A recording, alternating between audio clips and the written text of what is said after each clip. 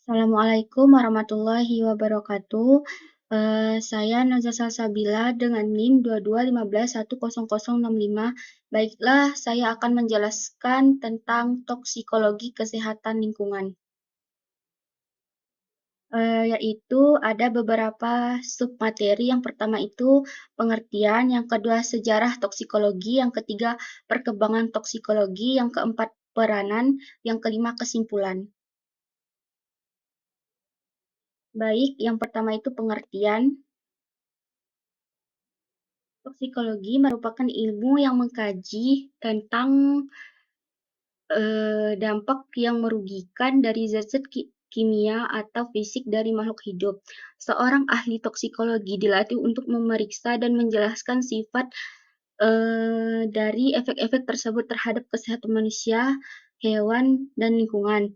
Riset toksikologi menguji mekanisme dari aksi seluler, biokimia, dan molekuler serta efek fungsional seperti gangguan saraf dan imunologi, dan menilai kemungkinan terjadi efek-efek tersebut. Hal yang mendasar dalam proses ini adalah mekarakterisasi terkait antara paparan atau dosis dengan respon. Penilaian resiko adalah taksir kuantitatif dari efek yang berpotensi mempengaruhi kesehatan manusia dan pengaruh terhadap lingkungan dari berbagai jenis paparan bahan kimia. Misalnya residu pestisida dalam makanan, kontaminan dalam air minum, beragamnya potensi dampak buruk dan keragaman zat-zat kimia di lingkungan menjadikan toksikologi merupakan suatu pengetahuan yang harus digali secara khusus dan detail, yang sering kali menuntut spesialisasi dalam satu bidang toksikologi. Ketergantungan masyarakat kita terhadap bahan kimia dan kebutuhan untuk menilai potensi bahaya telah membuat ahli toksikologi menjadi bagian yang semakin penting dalam proses pengambilan sebuah keputusan. Yang kedua itu ada sejarah toksikologi. Pada zaman dahulu, manusia sangat menyadari efek beracun dari berbagai bahan seperti racun ular, racun tanaman seperti poison hemlock, tanaman kecil mirip wortel, racun akonit seperti bahan mineral beracun seperti arsenik, timbal dan antimon. Beberapa dari bahan ini sengaja digunakan untuk tujuan pembunuhan atau bunuh diri. Pembunuhan dengan racun adalah praktik yang umum dari Eropa selama beradab-adab. Untuk mencegah peracunan, masyarakat selalu berusaha menemukan dan mengembangkan cara pencegahan dan penawaran racun. Namun evaluasi yang lebih kritis terhadap upaya-upaya ini baru dimulai oleh Maimonides dalam bukunya yang terkenal Racun dan Antidotumnya, yang diterbitkan pada tahun 1998. Nugroho 2010. Kemajuan signifikan dalam bidang toksikologi terjadi pada abad ke-16 dan seterusnya. Paracelsus menyatakan tidak ada zat yang bersifat racun seperti inherent disease-lah yang membuat suatu zat menjadi racun, dan dosis yang tepat membedakan suatu racun dari obat, menyatakan ini menjadi dasar bagi konsep hubungan dosis-respon dan indeks terapeutik yang dikembangkan di kemudian hari. Selain itu, dalam buku Beck-Guschet menggambarkan kondisi klonis keracunan kronis akibat arsenik dan merkuri seperti penyakit para penambang. Hal ini dapat dianggap seperti hal awal mula toksikologi industri. Baik, materi yang ketiga itu ada perkembangan toksikologi. Dalam mengantisipasi pertumbuhan populasi yang terus berkembang, tuntunan masyarakat modern untuk meningkatkan kesehatan dan kualitas hidup, termasuk aspek gizi, pakaian, tempat tinggal, dan sistem transportasi makin meningkat. Untuk mencapai tujuan tersebut, produksi dan penggunaan berbagai jenis bahan kimia menjadi tidak terhindar dengan sebagai besar digunakan dalam jumlah yang besar. Diperkirakan bahwa puluhan ribu jenis bahan kimia saat ini diproduksi secara komersial di negara-negara industri bahan kimia ini berinteraksi dengan berbagai lapisan masyarakat mulai dari terlibat dalam proses produksi, penggunaan hingga konsumsi serta kemungkinan penyalahgunaan.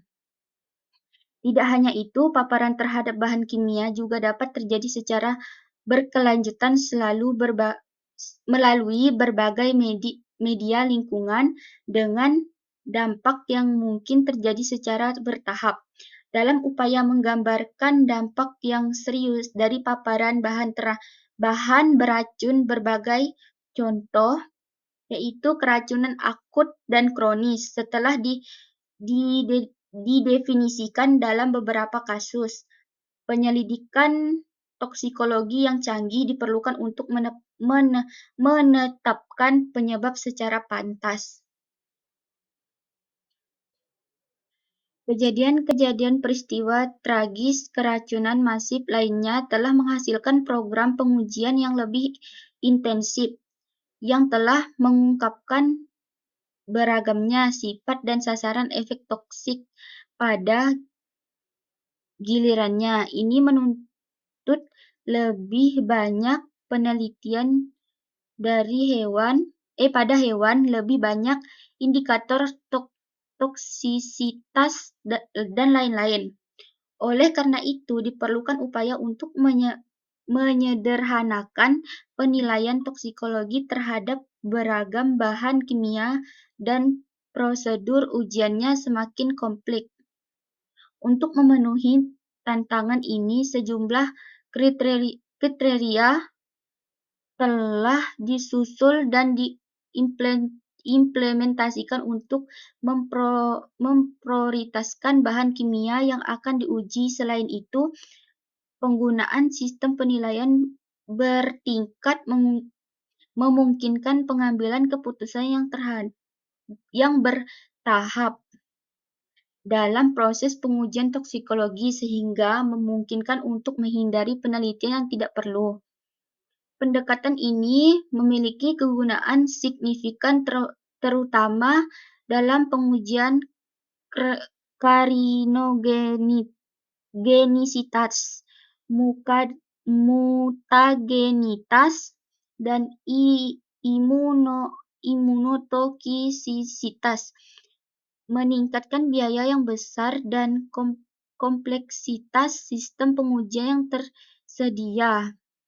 Karena banyak orang terpapar bahan-bahan kimia ini, perlu dicari upaya pengendalian yang tepat sebelum terjadi kerusakan besar. Oleh karena itu, jika kemungkinan ahli toksikologi modern harus berusaha mengidentifikasi berbagai indikator paparan dan tanda-tanda awal serta reversible efeknya terhadap kesehat terhadap kesehatan. Hal ini akan kemungkinan mengambil keputusan yang tepat untuk melindungi kesehatan individu baik seperti pekerja pabrik maupun anggota masyarakat yang terpapar.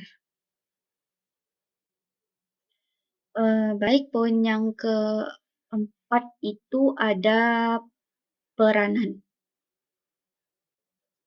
Peranan yang pertama itu mengkaji dampak polutan dari udara, air, dan makanan terhadap kesehatan manusia dan ekosistem. Yang kedua itu ada menganalisis bio biokumulasi dan degradasi zat toksik di lingkungan. Yang ketiga itu ada mengembangkan bahan kimia yang lebih aman untuk petani, industri, dan kebutuhan konsumen. Yang keempat itu ada mengurangi toksisitas bahan dengan modifikasi struktur kimia. Baik, yaitu yang terakhir ada kesimpulan.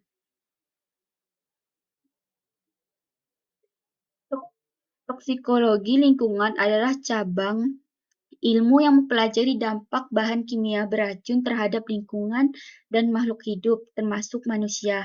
Ilmu ini mencakup pemahaman tentang cara zat beracun masuk ke dalam lingkungan, bagaimana mereka menyebar, serta efek terhadap ekosistem dan kesehatan manusia. Tujuan utama dari toksikologi lingkungan adalah untuk mengidentifikasi, nilai, dan mengendalikan risiko yang timbul oleh bahan kimia berbahaya serta pengembangan metode pencegahan untuk melindungi lingkungan dan kesehatan manusia. Toksikologi lingkungan berkembang pesat seiring dengan meningkatkan industrialisasi dan penggunaan bahan kimia dalam berbagai sektor seperti pertanian, manufaktur, dan farmasi. Ilmu ini kini mencakup berbagai pendekatan analitis, termasuk studi tentang biokumulasi, biotransformasi, dan biomagnifikasi zat beracun dalam rantai makanan. Perkembangan teknologi juga menggunakan pemantauan lebih baik terhadap kadar polutan di udara, air, dan tanah seperti memprediksi dampak jangka panjang terhadap ekosistem dan kesehatan manusia. Baik, ini ada beberapa sumber yang saya dapat. Sekian presentasi dari saya. Apabila ada kata-kata yang kurang berkenan atau salah, saya mohon maaf. Wabillahi taufiq wal hidayah. Wassalamualaikum warahmatullahi wabarakatuh.